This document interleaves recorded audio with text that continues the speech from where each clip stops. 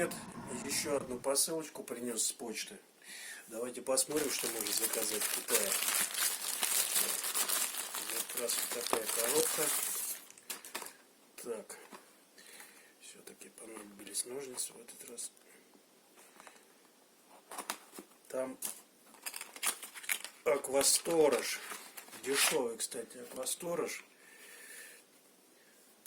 Чтобы предостеречь себя от ситуации там, протечек ванных, если на полу вода, вот эти два контакта, если на полу расположить, то вот эта штука будет истошно кричать.